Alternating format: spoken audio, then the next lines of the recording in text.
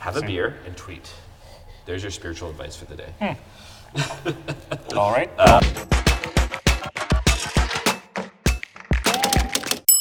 Welcome back to Left Footers, and today we have a very special guest, one of my classmates, and I guess the first big celebrity on Left Footers, Father Harrison Eyre.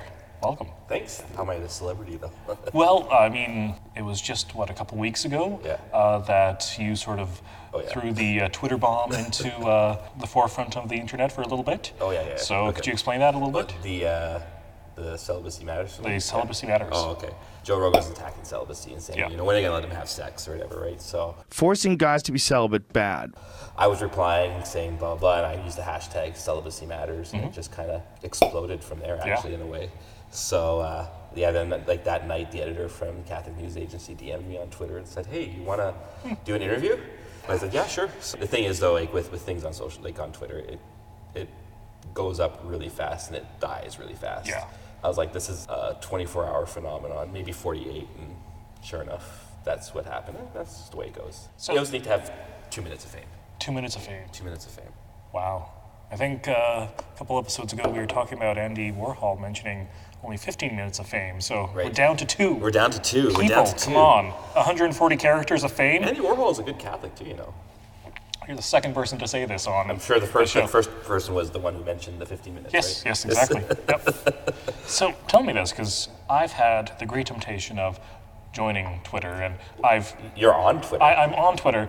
Do we actually make a difference? That's my feeling. Really? Absolutely, 100%. 100%. You'd be surprised some of the messages I get from people about how something I've posted was exactly what they needed to hear that day, or they'll direct message you. DM is the term we kind of use, but they'll DM you with a problem they're having because they don't know their priest very well at home, or they just feel they know me a little bit more because they see my whole self on Twitter. I'm an extrovert, so I just put my whole... No, I know. Never.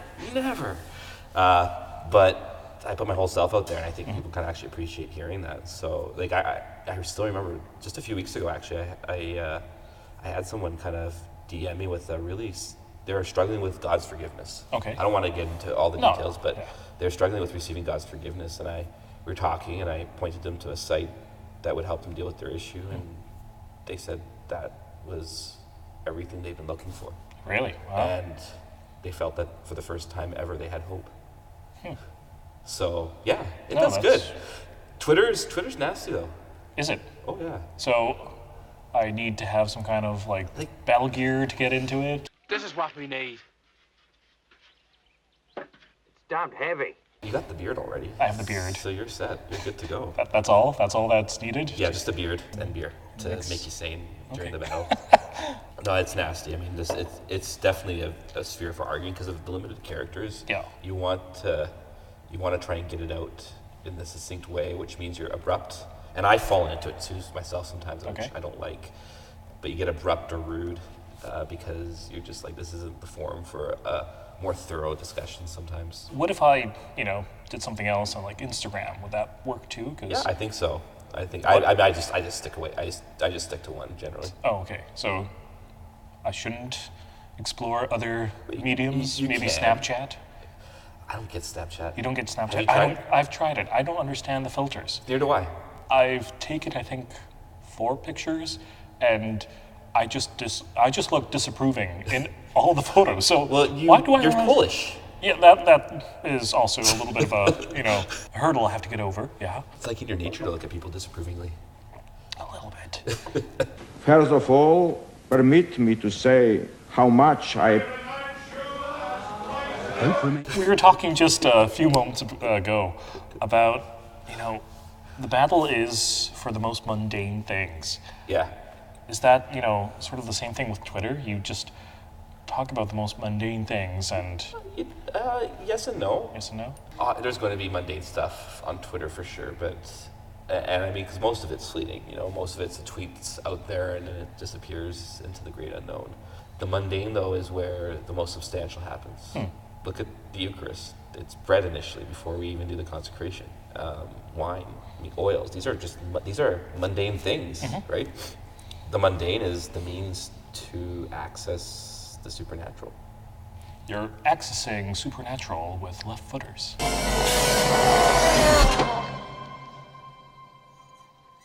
Speaking of mundane things, beer is mundane. Beer is sort of mundane. How isn't it mundane?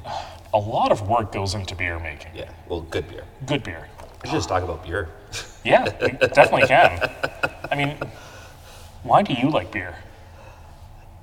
You know, it's funny too, because as you know, I'm a bit of a beer snob. When I was in charge of the Seminary, we have treasury. We have a little. When you're at the seminary, we have like a little treat store, if you will, right, where people can buy beer and treats and stuff. And so I was in charge of that for 2 years. I don't always drink beer, but when I do, I prefer Dos Equis. I mean, I conceded to those who wanted to drink like Pilsner and Canadian and Budweiser. I felt a little part of myself die every time I had to buy it, but I had to be respectful of their tastes. Hey, who? What's up? Nothing, B. Just watching the game, having a bud. What's up with you? Nothing. Watching the game, having a bud. True. So I hear you're planning to go off on a beer pilgrimage? That's the hope. Wow. Yes. The holy land of beer. So where is that? So it's an idea I've had in Belgium. Belgium. Of course. The holy land of beer. The idea was let's go to different monasteries that make beer. And so you're doing the pilgrimage of it, you're going to different monasteries, then you're partaking of their product. Are there still many monasteries that... There's a lot in Belgium. Really? There's I think 5 or 6 Trappist monasteries alone. Wow. Just in Belgium. So yeah, the idea is that we can meet Christ in all these things, right? Yeah, in the more natural element of beer and all the things that go into that and all the joys of being in an abbey and Trappist monasteries and stuff like that have been around for hundreds of years. So next year to Belgium. Next year to Belgium is Very the plan. So anyways, I went to Belgium just when I finished seminary with a friend, and I went to a lot of these abbeys. I was doing research. Yes. Research. I went to the Abbey West Flattern, and it was the best beer I've ever had in my life. As I drank it, I thought this beer is an analogy of the hypostatic union. Yes. And so I had this whole talk in my head about... Pray tell, what is the hypostatic union? Oh, the hypostatic union is the divine and human natures of Jesus are united in one person, that he's fully God, fully man, without confusion, without separation, to be Chalcedonian. So, is there like a hypostasis union for Tide Pods? You don't want an old guy telling you what to do. But Tide Pods are soap, and that's not food. So please, stop eating the Tide Pods. Explain this once more. No, Tide Pods are separated. Okay, There's they're two united. parts. But they're not intermingling without being confused with them. It's a paradox, man. Okay. The best analogy I've come to is the beer.